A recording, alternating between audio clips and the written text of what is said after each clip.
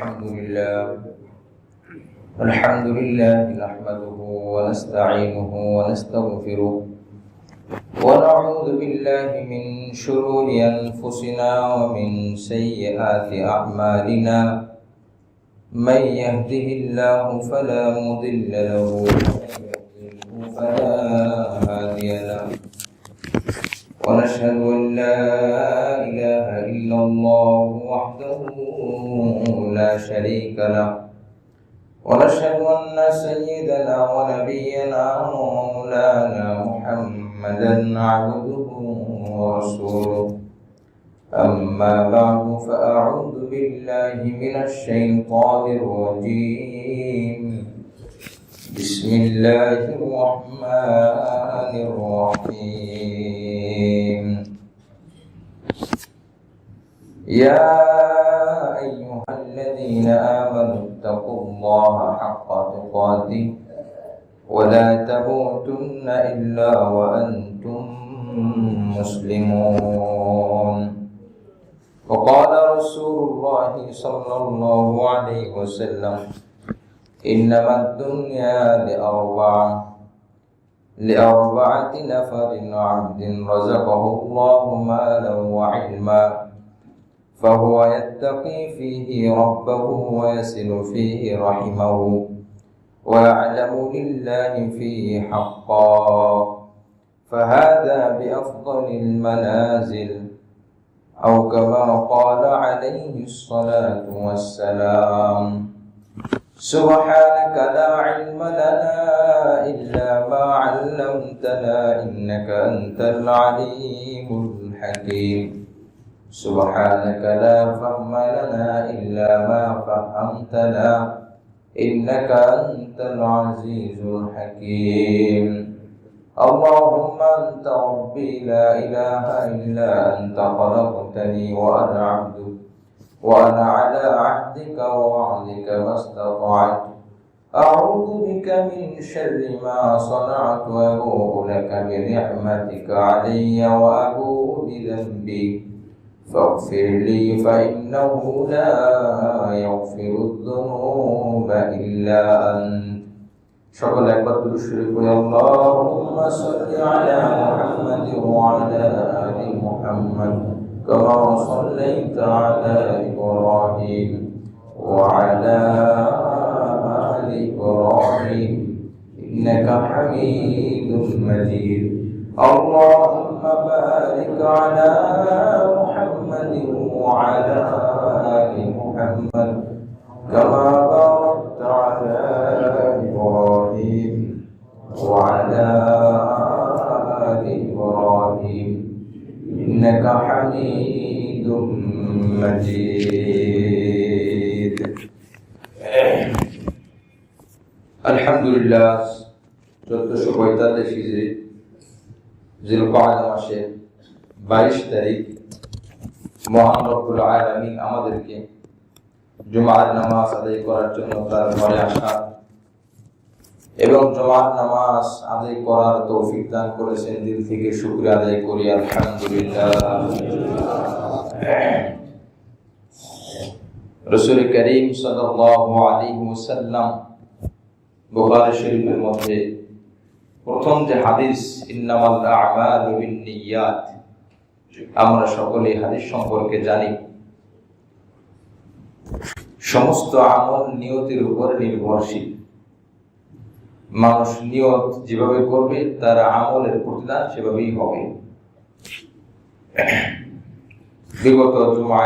গত জুমায় এই সম্পর্কে আলোচনা চলতেছিল। হজের মাস বরকতময় মাস, আল্লাহ পাক রব্বুল আলামিন এই মাসে হজ ফরজ করেছেন যাদের সামর্থ্য আছে তাদের জন্য। জীবনে একবারের জন্য হলেও তাদের উপরে হজ ফরজ যাদের সামর্থ্য আছে। এই হজ পালনের জন্য আল্লাহ পাকের মেহমান বান্দাগণ হজের উদ্দেশ্যে রওনা দিয়েছে। মানুষের মুসলমানের ইমানের মধ্যে, দিলের মধ্যে ইমানের একটা অংশ হলো কাবার ভালোবাসা, কাবার মুহাব্বত। এটা এই জন্য যে কাবার কথা, মদিনার কথা, রাসূল করিম সাল্লাল্লাহু আলাইহি ওয়াসাল্লামের আলোচনা এবং মিনা, মুজদালিফা, আরাফা, সাফা, মারওয়া এগুলো সবই কোরআনের মধ্যে উল্লেখ। এগুলোকে ভালোবাসা, এগুলোর আলোচনা, এর মানে হলো ঈমানের আলোচনা, ঈমানের প্রতি পরিপূর্ণতা লাভ করা, ঈমানে পরিপূর্ণতা লাভ করে এগুলোর আলোচনা দ্বারা। আমরা সকলেই এই ঘরকে ভালোবাসি, সকলেই এই ঘরকে দেখার আগ্রহ রাখি। যে যায়নি সেও, যে একবার গেছে সে বারবার যাওয়ার আগ্রহ রাখে। কিন্তু রাসূল কারীম সাল্লাল্লাহু আলাইহি ওয়াসাল্লাম এমন কিছু আমল বলে দিয়েছেন, বান্দার প্রত্যেকটা কাজের দুটি দিক থাকে, একটা হলো বিনিময়, একটা হলো আবেগ। অনেক সময় কিছু কাজ আছে যে বিনিময় নাই, সেখানে আবেগ কাজ করে। নিজের সন্তান, নিজের ছেলে অসুস্থ, তো এখন বাবার চোখে পানি, টাকা পয়সা খরচ করে, বিনিময় কি চায় আসে, এটা আবেগ। আল্লাহ পাক রব্বুল আলামিনের যতগুলো ইবাদত আমরা করি, আল্লাহ পাক দুটোই চান। আল্লাহ পাক দুটোই এর মধ্যে নিহিত রেখেছেন, বান্দা প্রত্যেকটা আমলের আমি বিনিময় দিব। এই জন্য এমন কোনো আমল পাবেন না যে আমলের কোনো বিনিময় নাই। রোজা অনেক বড় আমল, আল্লাহ পাক রাসূল কারীম সাল্লাল্লাহু আলাইহি ওয়াসাল্লাম বলে দিয়েছেন রোজার বিনিময় আছে, তবে রোজার বিনিময়টা গোপন। ইন আস-সাওমু লি ওয়া আনা আজজি বি, রোজা আমার জন্য, আমি ওটা আমার হাতে আমি আল্লাহ পাক দান করব। তবে বিনিময় আছে, সমস্ত আমলের বিনিময় রয়েছে। হ্যাঁ, তবে ওই আমলের গুরুত্ব বেড়ে যায় যদি আমলের মধ্যে আবেগ থাকে, আমলের মধ্যে ভালোবাসা থাকে, প্রেম থাকে, আগ্রহ থাকে, তখন এই আমলের গুরুত্ব বেড়ে যায়। তার মধ্যে এক নম্বর ছিল যে বান্দা আমল না করেও আমলের সওয়াব পায় আবেগের কারণে। আবেগটা যখন নিয়ম অনুযায়ী হয় আর নিয়ত সহি হয়, যে হাদিসটা আমি পাঠ করলাম, একজন মানুষ নিয়ত করছে আমি আল্লাহর ঘরে দেখবো, হজে যাবো, আমার নিয়ত আছে, আল্লাহ যদি আমাকে সামর্থ্য দেয়, এই যে তার যে আবেগ, আল্লাহ রাসূল সাল্লাল্লাহু আলাইহি ওয়াসাল্লাম বলেন তার এই আবেগের কারণে, তার সহি নিয়তের কারণে তার আমল নামায় হজের উপর সব লিখে দেওয়া হবে। সুবহানাল্লাহ। এই হাদিস গত সপ্তাহে আমি আপনাদের সাথে আলোচনা করেছিলাম। রাসূল কারীম সাল্লাল্লাহু আলাইহি ওয়াসাল্লাম মক্কায় যখন দাওয়াত দেন, ইসলামের কাজ করেন, নামাজ গোপনে পড়েন, ইবাদতগুলো গোপনে আদায় করেন। 5 ওয়াক্ত ফরজ নামাজের 2 ওয়াক্ত ফরজ নামাজের মধ্যে কিরাত আস্তে, 3 ওয়াক্ত ফরজ নামাজে কিরাত জোরে। মাগরিব, ইশা, ফজর এই নামাজগুলোতে জামাতের মধ্যে ইমামের জন্য কিরাত জোরে পড়া ওয়াজিব। যদি একাকী কেউ পড়ে, জামাত পায়নি, তো তার জন্য জোরে পড়া ওয়াজিব না। জোরে পড়লেও পারতে পারে, পড়তে পারে, কোনো অসুবিধা নেই, না পড়লেও কোনো সমস্যা নেই। কিন্তু জামাতের সাথে যখন হবে, তো ইমামের জন্য আবশ্যক হলো এই 3 ওয়াক্ত নামাজে কিরাত জোরে পড়া। মাউথ থাকুক আর না থাকুক, আওয়াজ করে পড়তে হবে। জোহর এবং আসরের নামাজে আওয়াজ করে পড়া যাবে না। ইমাম যে হবে সে যদি আওয়াজ করে পড়ে তাহলে ওয়াজিব লঙ্ঘন হবে, অনিচ্ছায় হলে সাহস আসবে, ইচ্ছা করে হলে নামাজ নষ্ট হবে, পুনরায় এই নামাজ আবার পড়তে হবে। জোহর এবং আসর এখানে অনেক ওলামায়ে কেরাম অনেক ব্যাখ্যা দিয়েছেন, নিশ্চিত করে বলা যাবে না এই ব্যাখ্যাই সহি এবং এটাই একমাত্র, এই ব্যাখ্যা বড় বড় ওলামায়ে কেরাম এভাবে দেননি, সেই সাহস তারা দেখাননি। তবে যতগুলো মতামত, যতগুলো ব্যাখ্যা রয়েছে তার মধ্যে এটিও একটা, যে কেন জোহর এবং আসরে আস্তে কেরাত, কেন মাগরিব, ইশা, ফজরে জোরে কেরাত। তৎকালীন সময় আমলের অনেক বাধা ছিল, আমল করতে দেওয়া হতো না, মুশরিকদের পক্ষ থেকে, কাফেরের পক্ষ থেকে নানান জুলুম অত্যাচার ছিল। এটা একটা উত্তর দেওয়া আছে। জোহর আসর যেহেতু দিনের নামাজ, এই নামাজে নবী আলাইহিস সালাম গোপনীয়তা রক্ষা করার জন্য আস্তে পড়তেন, এটাই ওয়াজিব হয়ে গেছে, এটাই বিধান হিসাবে সাব্যস্ত হয়ে গেছে। মাগরিব, ইশা, ফজর এটা রাতের নামাজ, মানুষ সচরাচর দেখে না, তখন তো বিদ্যুতের সময় ছিল না, ইলেকট্রিক ব্যবস্থা ছিল না, তো মাগরিব হয়ে গেলে অন্ধকার হয়ে যেত। এখনো গ্রামগঞ্জে ইশা মানে ঢাকা শহরের রাত 12টা 1টা, গ্রামগঞ্জে রাত 9টার সময় ফোন দিলে দেখা যাবে অনেক মানুষের ফোন রিসিভ হয় না, কারণ সে ঘুমিয়ে আছে, ঈশান নামাজ আগে আগে হয়ে গেছে, সে ঘুমিয়ে গেছে। এই জন্য তাদের শরীরের শক্তিও ভালো, সুস্থতাও আল্লাহ পাক অনেক দান করেছে। হাদিসের মধ্যে আসছে যে লা সামরা বাদাল মাগরিবি ওয়ালা হাদিস বাদাল ইশা, লা নাওমা বাদাল মাগরিবি ওয়ালা সামরা ওয়ালা হাদা ওয়ালা হাদিস বাদাল ইশা। মাগরিবের পরে ঘুমানো মাকরুহ, অনুত্তম। কেন? যে ঈশান নামাজ ছুটে যেতে পারে, হ্যাঁ যদি কারোর বিশেষ প্রয়োজন থাকে, অসুবিধা, এবং তার ঈশান নামাজ ছুটে যাওয়ার আশঙ্কা নেই, তার জন্য মাগরিবের নামাজের পরে ঘুমানো যেতে পারে, এছাড়া অনুচিত, অনুত্তম। ঈশান নামাজের পরে ধর্মীয় কাজ ছাড়া, জাগতিক প্রয়োজনীয় কাজ ছাড়া কোন ধরনের কথাবার্তা বলা মাকরুহ। মাসালাটা আমাদের সকলের জানা দরকার। এই মাসালা কি শুধু গ্রামের জন্য না শহরের জন্য? সবার জন্য। মাশাআল্লাহ। ওয়ালা হাদিসা, হাদিসের মধ্যে পাবেন, হাদিস খুলে দেখবেন, ওলামা ইকরামের কাছ থেকে জেনে নেবেন। ওয়ালা হাদিসা বাদাল ইশা, ইশার পরে গল্পগুজব করে সময় নষ্ট করা মাকরুহ। হ্যাঁ, তবে ধর্মীয় কাজ অথবা জাগতিক প্রয়োজনীয় কাজ যদি থাকে, যেই জাগতিক প্রয়োজনের কাজের মধ্যে কোনো গুনাহ নাই, কোনো অনর্থক কোনো কাজ না, কিন্তু আমরা হিসাব করি আমাদের ম্যাক্সিমাম ক্ষেত্রে দেখা যায় অনর্থক কাজে কর্মে আমাদের সময় ব্যয় হয়ে যায়। 12টা 1টা বেজে যায় রাতে ঘুমাতে। দুই ধরনের ক্ষতি হয়, একটা হলো ফজরের নামাজ চলে যাওয়ার আশঙ্কা থাকে, 2 নম্বর শারীরিক অনেক অসুস্থতা দেখা দেয়। ঈশান নামাজের পর যে ঘুমটা, এই ঘুমটা আমার প্রিয় ডাক্তাররাও বলেন এই ঘুমের দ্বারা মানুষের শরীরে অনেক সুস্থতা এবং রোগ প্রতিরোধ ক্ষমতা অনেক বাড়ে। অনেক সুস্থতার বড় মাধ্যম, বড় ঔষধ হলো ঈশার পরে ঘুমিয়ে যাওয়া। এই জন্য আপনি হাদিসের মধ্যে এটাও পাবেন যে ঈশার আগে খাবার খেয়ে ফেলতে, ঈশার পর পরে ঘুমের আগে খেয়ে শুয়ে পড়া, এটাও ঠিক না। দেখেন, যেগুলো হাদিস সম্মত, কোরআন সম্মত, সুন্নাত সম্মত, ইসলাম সম্মত, গবেষণা করতে করতে যখন গবেষণা সর্বশীর্ষে পৌঁছে যায়, তখন থেকে এই ইসলামের সিদ্ধান্তটাই মেনে নেয় এবং বুঝে আসে। মুআজ্জাজ হাজিরিন, যে কথা বলতেছিলাম, অনর্থক কাজে আমি হই, আপনি হন, যেই হোক, ছোট হোক, বড় হোক, পুরুষ হোক, মহিলা হোক, শহর অঞ্চলের সিস্টেমে এখন ভিন্ন হয়ে গেছে। সকাল হয় 9টা 10টায়, আর রাত হয় 12টা 1টায়। অফিস আদালত গুলো অনেক দেরিতে। হ্যাঁ, এটা তো আমরা বলতে পারি যে আমাদের নিরুপায়, এটা ঠিক নিরুপায়। কিন্তু যদি সিস্টেমে আনা যেত, মানুষের অনেক উপকার হতো। আমি একা করলে হবে না, আপনারা একা করলে হবে না। আপনারা হয়তো দেখেছেন যে যশোরে একটা কোম্পানি খুলেছে, বেশ কিছুদিন আগের কথা, আমি এখনো খবর জানি না। তাদের অফিস শুরু হয় 6টা বা 7টার দিকে। বলেন, যাদের অফিস 7টার দিকে শুরু হয় তাকে ফজরের নামাজ ছুটবে। যার অফিস শুরু হয় 7টায়, তাকে চিন্তা হবে আমি 1টার সময় ঘুমাবো। অফিসে যাওয়ার আগে তার ঘুম থেকে ওঠা, প্রস্তুতি নেওয়া, গোসল করা, খাবার খাওয়া, নামাজ পড়া, আনুষ্ঠানিক বহুত কাজ আছে। আমার 7টায় অফিস, তার মানে আমার 4টার দিকে উঠতেই হবে। দুনিয়ার কাজের জন্য যদি আমি উঠি, আমার ধর্মীয় কাজ অবহেলিত হয়ে যায়।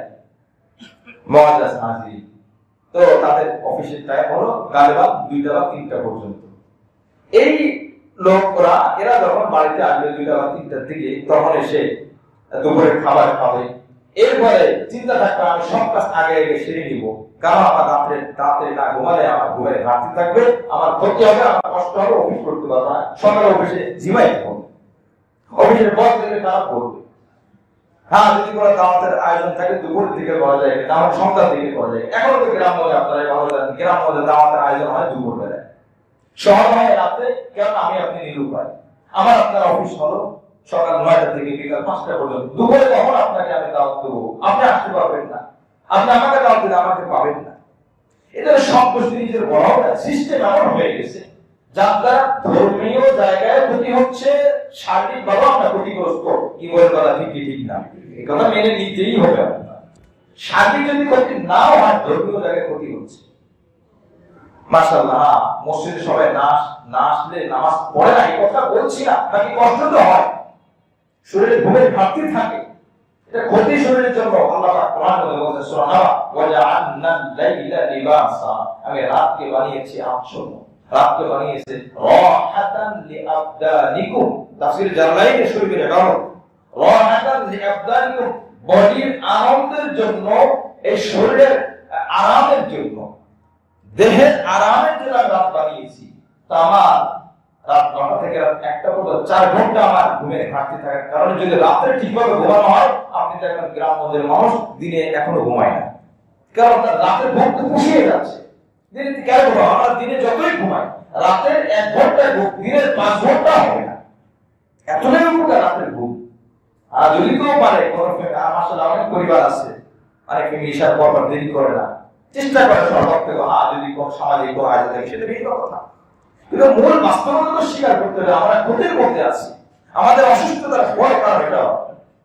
আমাদের তিরমিজি শরীফ 2য় খণ্ডে আমাদের হাদিস আসছে, এক সাহাবী রাত্রিবেলা খানা খায়নি, খাবার খাচ্ছে, আবার ভালো লাগে না। নবী বলছেন, দেখেন রাতে কিছু হলেও খাও, যদিও সেটা মাগরিবের পর হয়। তিরমিজি শরীফ 2য় খণ্ডের হাদিস, খাবার দাবারের অধ্যায় পাবেন, কিছু হলেও খাও। কেন? যে রাতের বেলায় একদমই না খাও, তাড়াতাড়ি বুড়া হওয়ার কারণ। জোরে বলে সুবহানাল্লাহ। কি আশ্চর্য হাদিস! রাতে একদম না খেয়ে ঘুমাইলে অভ্যাস খারাপ হবে এবং শরীর খারাপ, লম্বা সময় তার না খেয়ে থাকতে হবে, তাড়াতাড়ি বুড়া হওয়ার কারণ। এই জন্য রাতে কিছু হলো একটা, কিছু ফল খাও, কিছু দুধ খাও, যা হোক কিছু খাও। মুআজ্জাজ হাজির, অন্যদিকে চলে গেছি। যে কথা বলতেছিলাম, যে আমাদের নিয়ত যখন সুন্দর হবে, সহি হবে, আমাদের আমলের মধ্যে বরকত হবে, আমল অনেক হবে। রাসূল কারীম সাল্লাল্লাহু আলাইহি ওয়াসাল্লামের যে হাদিস আমি পাঠ করলাম, ইন্নামাল আমালু বিন্নিয়াত, বান্দার যখন আবেগ অনুভূতি যখন মজবুত হবে, ওইটার উপর ভিত্তি করে আমল দেওয়া হবে। নবী আলাইহিস সালাম ফজর, মাগরিব, ইশা জোরে পড়তেন, যোহর, আসর আস্তে পড়তেন কাফেরদের ভয়, কারণ তাদের মাগরিব এবং ফজর এবং ইশা এটা রাতের সময়। যখন ওমর রাদিয়াল্লাহু আনহু আসলেন, ইসলাম গ্রহণ করলেন, ওমর বলেন, না হুজুর, ইসলাম কি কোন সত্য ধর্ম না অসত্য ধর্ম? হুজুর, নবী বলেন, অবশ্যই সত্য ধর্ম, কেন গোপন থাকবে? নবী আলাইহিস সালাম তো ভিন্ন কারণে গোপন করে রক্ষা করে আমল করলেন। হযরত ওমর বলেন, না, প্রকাশ্য হবে। আমি ওমর, আমি সামনে এগিয়ে যাব, দেখি কি আমাকে বলে, আসেন আমার সাথে। ওমর রাদিয়াল্লাহু আনহু প্রকাশ্যে আযান দেওয়া শুরু করলেন, প্রকাশ্যে নামাজ পড়ানো শুরু করলেন। ওমর রাদিয়াল্লাহু আনহু ইমানে কুওয়াত, ইমানের শক্তি। এজন্য মুআজ্জাজ হাজিরিন, ইমানের শক্তির সাথে সাথে পারিভাষিকতা এবং আনুষঙ্গিক অন্যান্য ক্ষমতা যখন থাকে, তখন অনেক কাজ, ধর্মীয় অনেক কাজ সহজ হয়ে যায়, অনুকূলে চলে আসে। ওমর রাদিয়াল্লাহু তাআলা আনহু কাজ করেছেন, নবী আলাইহিস সালাম এই কাজটা শুরু করেননি, করেছেন ওমর রাদিয়াল্লাহু তাআলা আনহু, কারণ তার আনুষঙ্গিক কিছু শক্তি ছিল, কিছু অবস্থান সমাজের মধ্যে তৈরি হয়েছিল। এজন্য এই প্রশ্ন আবার করা যাবে না যে উনি যেটা করছে, অবস্থা এটা করছে, বর্তমান হুজুর এটা পারে না, কেন করে না? দেখেন এখানে ওমরের ঈমান মজবুত না আমাদের নবীর ঈমান মজবুত? তাহলে এবার প্রশ্ন, নবী আলাইহিস সালামের ঈমান যদি মজবুত হয়, কেন ঈমানের মজবুতি শক্তিতে তিনি প্রকাশ্যে নামাজের কথা বলেন নাই? কেন প্রকাশ্যে আযানের কথা বললেন, আবার বাধা দিলেন? ওমর কেন কাজটি শুরু করলো? প্রশ্ন, উত্তর যার কাছে, নিজের কাছে। কেন? এদিকে আমরা স্বীকার করি নবীর ঈমানের কাছে ওমরের ঈমান কিছুই না, তাহলে নবী আলাইহিস সালাম কেন কাজটি শুরু করেননি? নবী আগে যাবেন, নবী তো ইমাম, ওমর পরে যাবেন, ওমর তো মুক্তাদি। এই জন্য এই প্রশ্ন সহি না। দেখেন, ঈমানের শক্তি এক জিনিস, আর পারিপার্শ্বিকতা, আনুষঙ্গিক শক্তি আরেক জিনিস। নবী আলাইহিস সালাম নবুয়তের আগে, নবুয়তির কোরআনের আয়াত আসার আগে সমাজের অবস্থা নবী এবং ওমর রাদিয়াল্লাহু আনহু দুইজনকে এক ছিল না ভিন্ন ছিল? ওমর রাদিয়াল্লাহু আনহু আগে থেকে আতঙ্কিত ব্যক্তি ছিলেন, দুজনেই কুরাইশ বংশের, দুজনেই সম্মানিত, নবীকে ভালোবাসতেন, নবীর উদারতা, নবীর আবেগ, নবীর কোমলতা প্রকাশ্যমান ছিল। ওমর রাদিয়াল্লাহু আনহুকে ইসলামের আগে লোকজন ভয় পেত। হাদিসের মধ্যে রাসূল বলছেন যে শয়তানও ওই জায়গা দিয়ে যায় না যে জায়গা দিয়ে ওমর হাঁটে। এবার প্রশ্ন, তার মানে নবী কিন্তু নিজের বেলায় বলে না যে আমি যে জায়গা দিয়ে যাই শয়তান ওই জায়গা দিয়ে যায় না, ওমর যে জায়গা দিয়ে যায় শয়তান ওই জায়গা দিয়ে যায় না। তার মানে কি ওমরের শক্তি বেশি, ইমানের শক্তি বেশি? না। বহু ইসলামের বিধান বিষয়গুলো গভীর থেকে তুলে আনতে হবে। আপনি ভালো মাছ, বড় মাছ তালাশ করতে হবে, গভীর থেকে আনতে হবে, নাহলে আপনি কিছুই পাবেন না। ছোট ছোট মাছ উপরে থাকে, ইলিশ মাছ উপরে থাকে না, ও ভিতরে থাকে।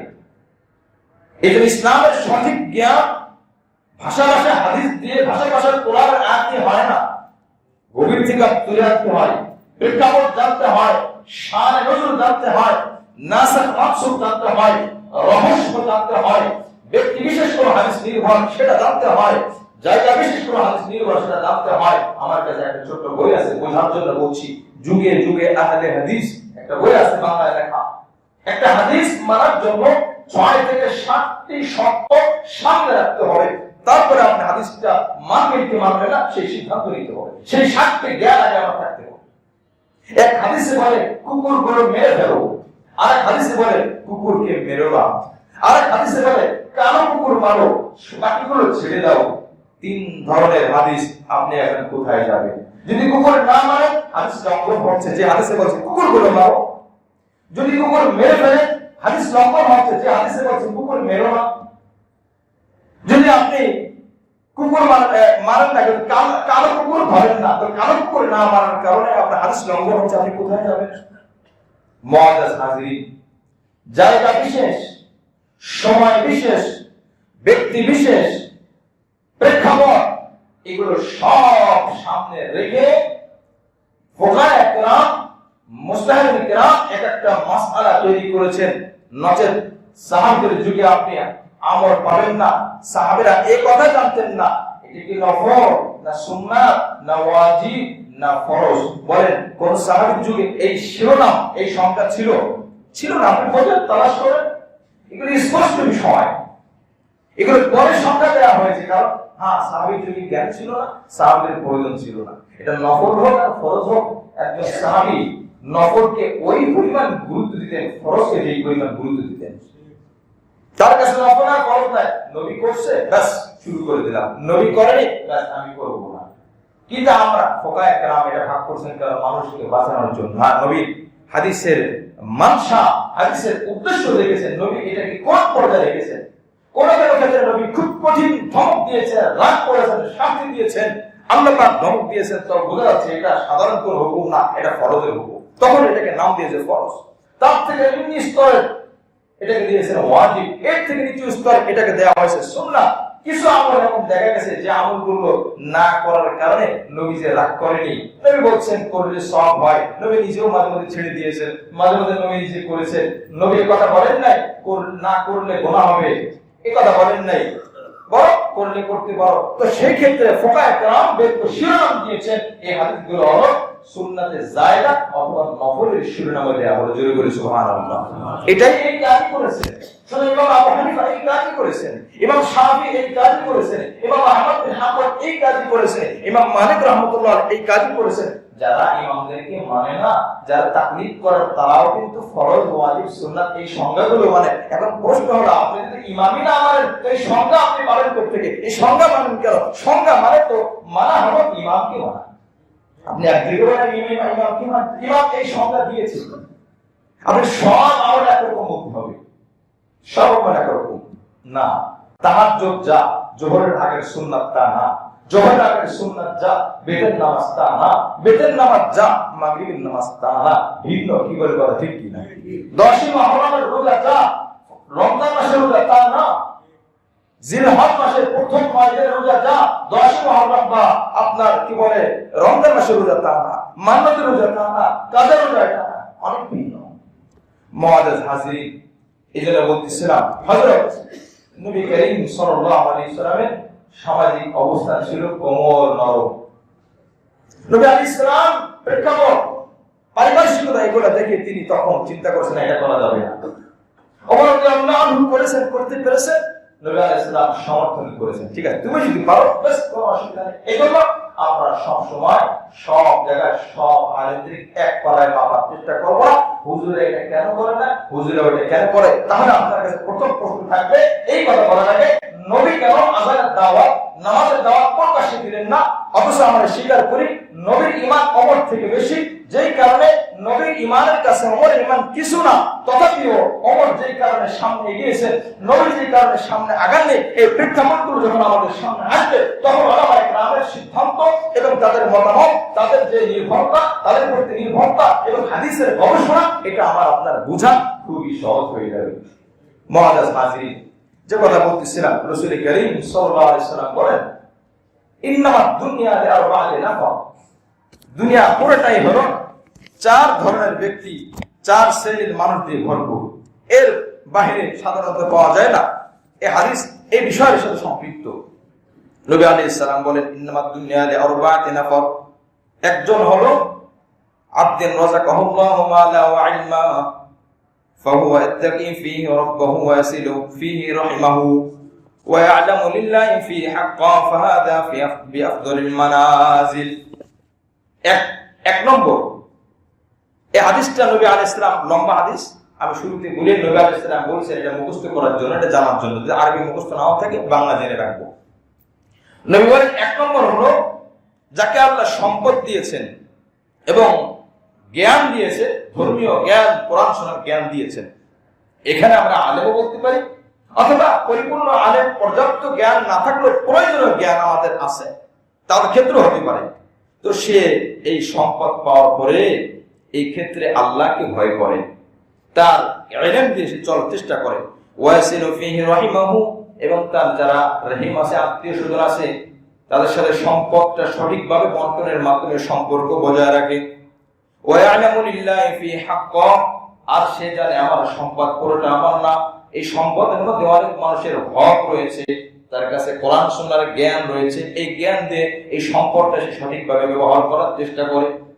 তাহলে প্রথম ওই ব্যক্তি যাকে দুনিয়ার সম্পদ দেওয়া হয়েছে এবং ইলমও দেওয়া হয়েছে, আল্লাহ রাসূল বলেন সে আল্লাহকে ভয় করে এবং সম্পদ সঠিকভাবে ব্যয় করে, ফাহাদা বিআফদালিল মানাজিল, আল্লাহ পাকের কাছে এই ব্যক্তি সবথেকে উত্তম বান্দা। সুবহানাল্লাহ, সর্বোত্তম মর্যাদায় তার নামটা লিখে দেওয়া হয়। দুই নম্বর, ওয়া আবদিন রাযাকাহুল্লাহু ইলমা ওয়া লাম ইয়ারযুকহু মালান ফাহুয়া সাদিকুন নিয়্যা ইয়াকুলু লাউ আন্নানি মালান লা'আমিলতু বি'আমালি ফুলানিন ফাহুয়া বিনিয়্যাতিহি ফাজরুহুমা সাওয়া।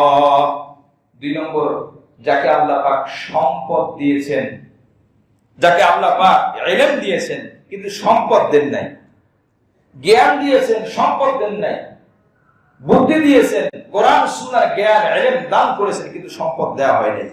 এখন সে মনে মনে ভাবে, হায় আমার যদি সম্পদও থাকতো, আমি ওই প্রথম ব্যক্তি যাকে ইলমও দেওয়া হয়েছে, সম্পদও দেওয়া হয়েছে, আমি তার মতো খরচ করতাম।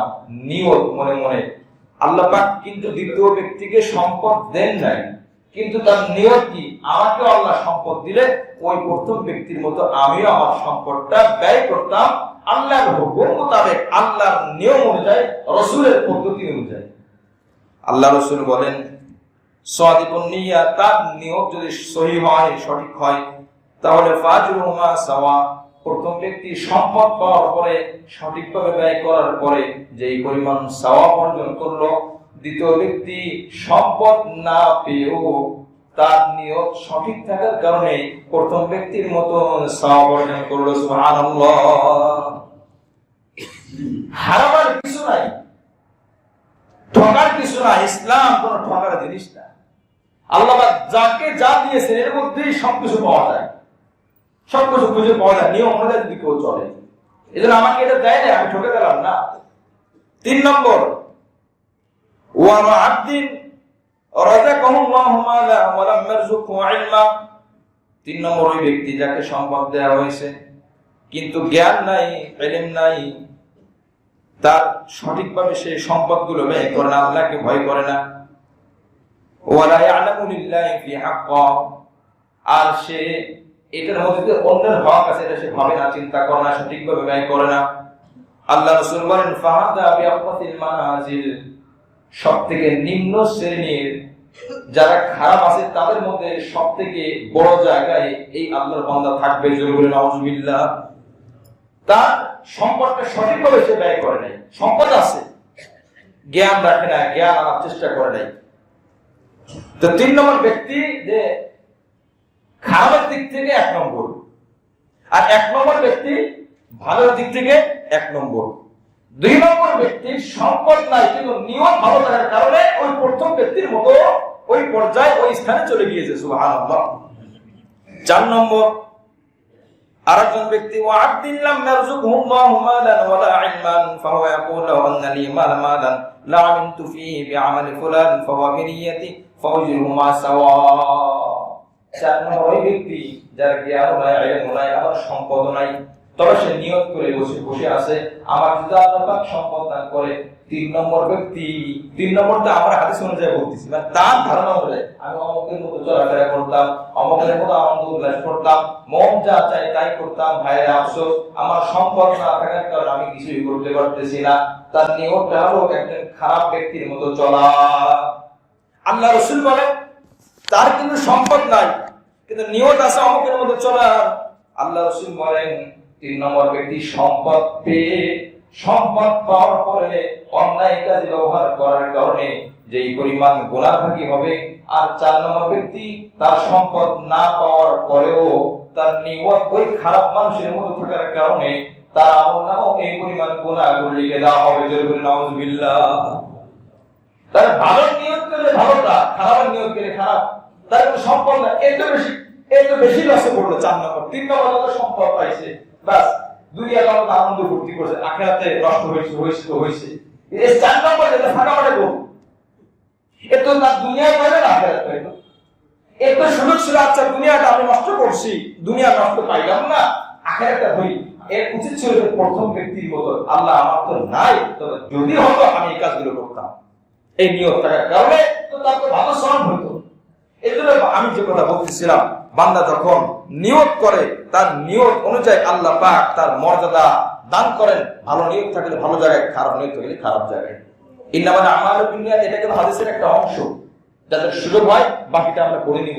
এখানে 2 জন ব্যক্তির ঘটনা আসছে যারা দুনিয়ার জন্য হিজরত করছে, আরেকজন আছে যে বিবাহর উদ্দেশ্যে হিজরত করছে। নবী বলছেন আমার সাথে হিজরত হবে দ্বীনের জন্য, ধর্মের জন্য, ইসলামের জন্য।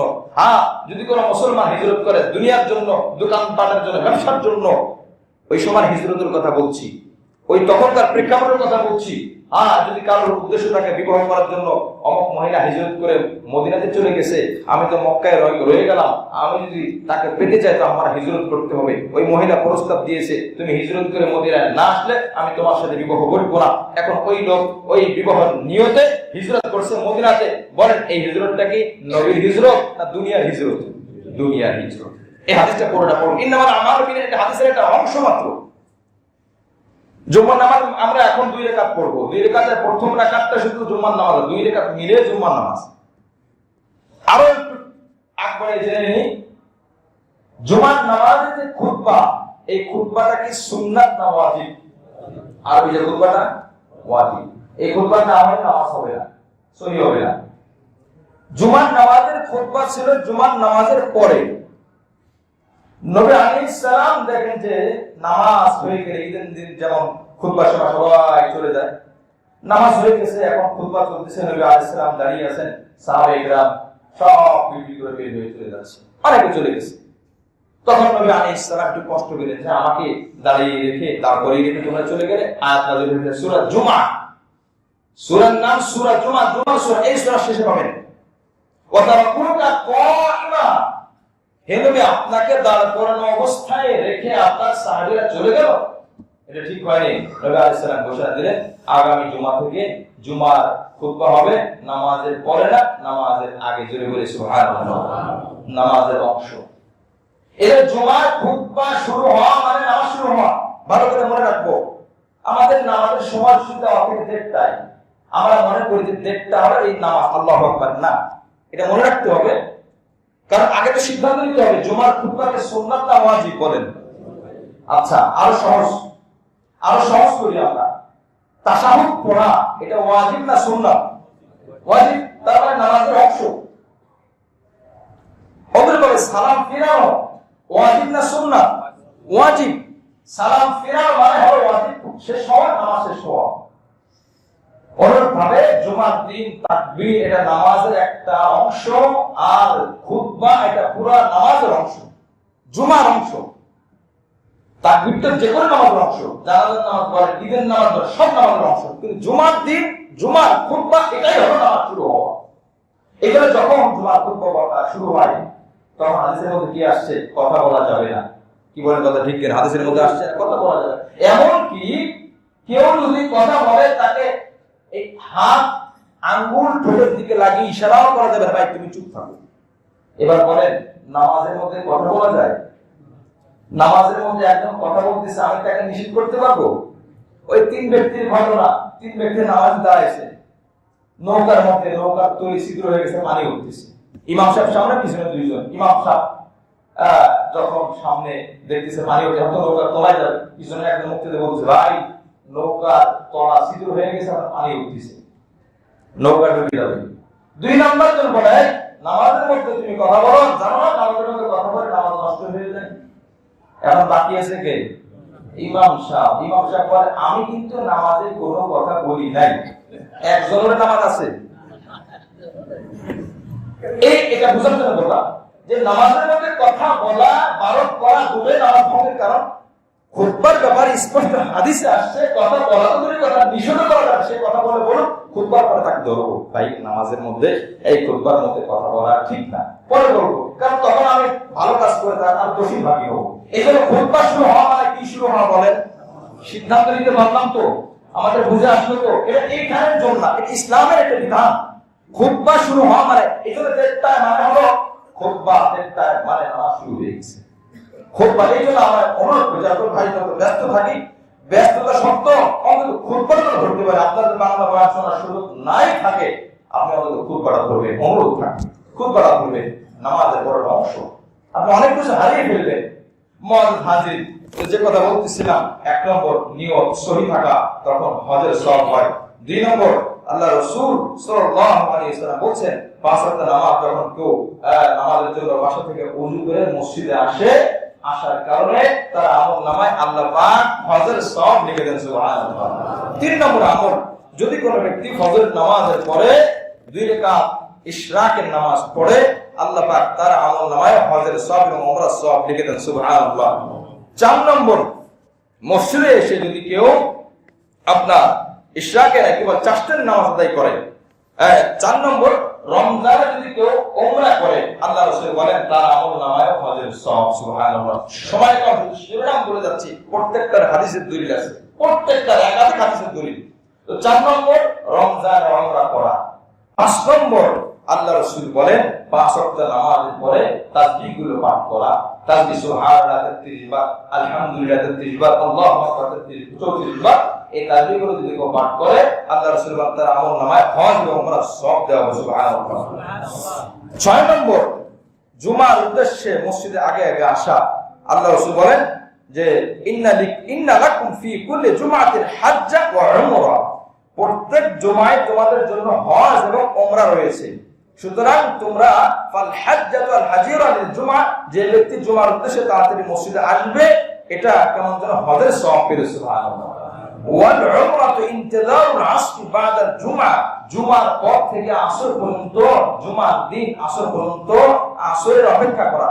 মসজিদে থাকুক কে না থাকুক, আমি আসর অপেক্ষা করছি, কখন আসর হয়, আসর নামাজ পড়বো। আল্লাহ রাসূল বলেন জুমার নামাজ পড়তে আসলা মানে তুমি হজের সওয়াব নিয়ে গেলা, আসরের অপেক্ষা করলা তার মানে তুমি উমরার সওয়াব অর্জন করলা, সুবহানাল্লাহ।